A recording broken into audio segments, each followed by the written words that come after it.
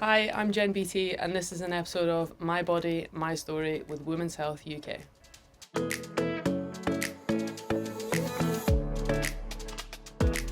I think playing sports definitely in my pre-teen years was so important for me, not just from a physical and health perspective, but even from a social perspective. I was a very active kid. I loved hanging about with my friends, whether it was golf, tennis, played school hockey, but football is obviously what I fell in love with. But for me, I loved the social aspect. I remember countless nights in Glasgow playing at the local tennis club all summer long and with all my friends, and I just remember it being so much fun, and that was kind of, sport was what led us to that point and kept us all together. I think I feel the strongest definitely when I'm on the pitch with my teammates. I think it's such a special feeling when you're in the game and you've all got a common goal and a full focus on what the task is, and that feeling of course games don't always go the right way, but when they do and everything's going to plan, and that feeling of everything that you've prepped in the week leading up to that moment, I feel pretty strong in those moments, knowing that I'm delivering my role for the team, and that makes me feel good. I think definitely in those high pressure moments where I feel stress or anxiety, I've always leaned towards being with people. I don't love being on my own in those moments, whether it's a phone call or asking people to go for a coffee or to spend time. I'm very lucky that I live above one of my teammates, so that's always an easy way to hang about with people. But yeah, I've always leaned towards people in hard moments, and I think that's something I'm very grateful for, because that's not easy for everyone to do, is to talk. But I've always found talking about things quite straightforward, or I've always found that it helps me. I know that's not the same for everyone, but definitely in those difficult moments where I feel anxious or stressed, I talk to people. In October 2020, I was diagnosed with breast cancer, and it caught me completely off guard. I have no family history. I went to my doctor. I knew something didn't feel okay, but I knew I needed to get it checked, and it was never the diagnosis I expected or wanted, but it was definitely the most difficult part of my life, going through COVID, and finding that information out alone in a room with just a doctor was just scary. I didn't know what the road ahead was. I wasn't familiar with that kind of disease. I didn't know what was about to happen.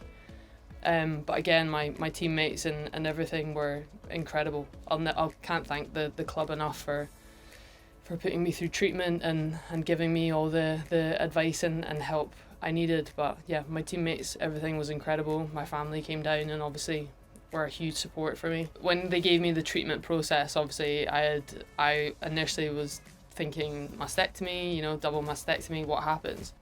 But I remember there's probably a lot of fear or shame on people's bodies for that, and I remember not care. I was like, whatever I need to do to get past this, I will do. Thankfully I didn't need that, but I still have obviously the scars, but again, I hold no shame. It's part of my journey. I still look at them in the mirror and remember that time, and it's crazy, but I have no shame towards it, and I don't hide them. And I'm proud to have gotten through that. I always think about my brother and sister when I think of doing the awareness piece and raising awareness with the interview I did at that point, because they were the ones that gave me the most encouragement in doing that. I'll never forget that phone call with my brother and sister saying that this is what I needed to do. I needed to speak about it to help other people and raise awareness. Yeah, so obviously it was when I was diagnosed, it was the middle of COVID, and I think we were lucky enough that football was back to work, even though it was still distanced, and it was still quite an anxious workplace, I would say, because everyone was so cautious about being in contact with people or catching COVID and having to isolate and being unwell. To go through cancer treatment in amongst that while still trying to train and play football was I look back now and I don't really understand how I got through it, but I do feel so grateful that I was able to go to work, because that was my outlet completely. It made me feel like I was still normal and I was still able to work and be myself. But when I got diagnosed, I still trained and played right up until my surgery. And I remember we played Spurs, and I remember that the surgery was coming up that next week. I had to isolate, obviously, to go into surgery. But I remember there's this weird feeling, because normally when you miss out in football, it's because you're injured, you know? It's like, but I was fine, or I say I was fine physically. But it was this weird sort of time out I knew I needed to take for something incredibly serious. But so I remember having the surgery and recovering pretty quickly from it, and then getting back to training and playing, and then obviously doing radiotherapy, which again was a weird process. And I'll never forget a doctor telling me that, you know, one of the symptoms for radiotherapy is heavy fatigue, but one way to counteract that is to exercise. So when I kind of said to him, I play football for, that's my job, he kind of laughed and said, right, okay, just go easy, but like, you'll be okay. I remember going to training, going to treatment, and then I was so tired, I'd honestly want to go to sleep at like 3-4 p.m. So it was a really, really difficult time. But again, when I was at training, I felt normal. That was kind of my outlet. That was my outlet from my stress, everything. I didn't think about anything, I guess, cancer related when I was out on the pitch or in the gym. And I think it was the biggest thing for my mental health throughout that whole process, was still being able to have that. So I always feel really lucky that I had that for a large majority of it. A good friend said to me once, there's life before cancer and then there's life after cancer. And at the time it didn't really make sense, but the more time that's gone on, it's so true. I think my perception completely changed. The things I sort of worried about before, I don't necessarily as much now. Of course I still have my insecurities now, but I'm definitely much more confident in myself, and I worry a little bit less.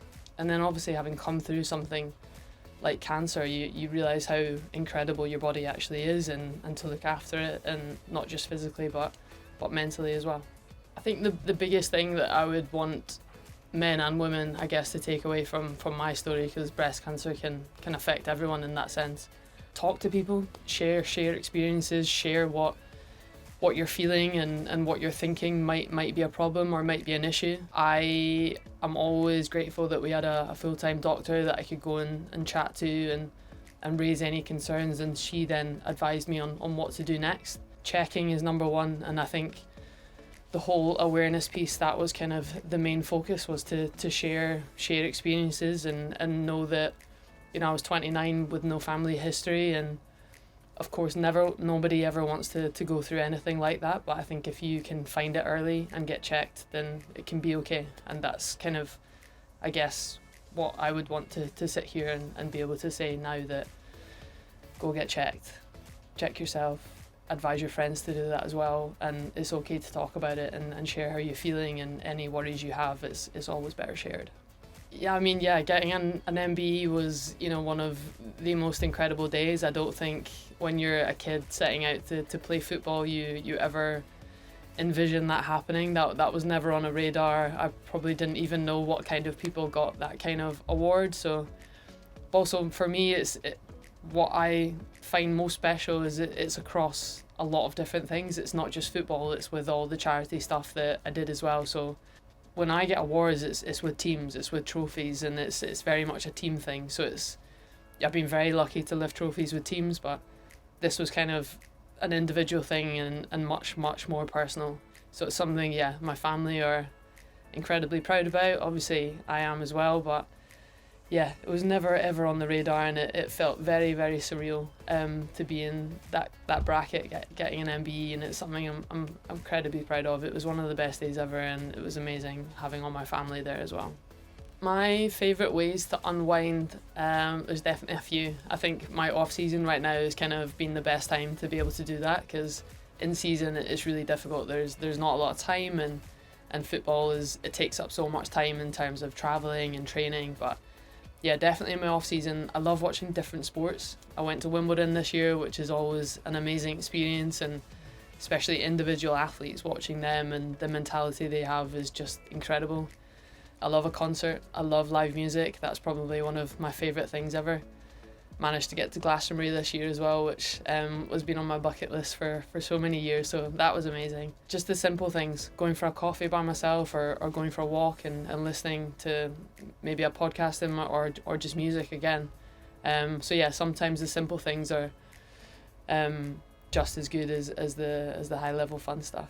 I think if I could go back to younger Jen and give her, I think, 2 pieces of advice. First one would be find your formula as quickly as possible. I say that now, I'm still trying to figure out mine, so that's a little bit ironic, but I think definitely, and everyone does it. Everyone's looking to see what the best thing is to do every day, and there's this huge comparison that we all have now with social media, with what we're wearing or what we're doing on day-to-day life. But do what works for you, that's the best thing. I don't try and be something you're not. The second one for me is, again, try not to get too high with the highs and too low with the lows. Whether it's a trophy lift or an injury, it's all part and parcel of sport. And there's going to be so many highs and so many lows, but always try and stay in that steady state in the middle, I think, because they make both ends, I think, a little bit easier. Thanks so much for watching my episode of My Body, My Story on Women's Health UK.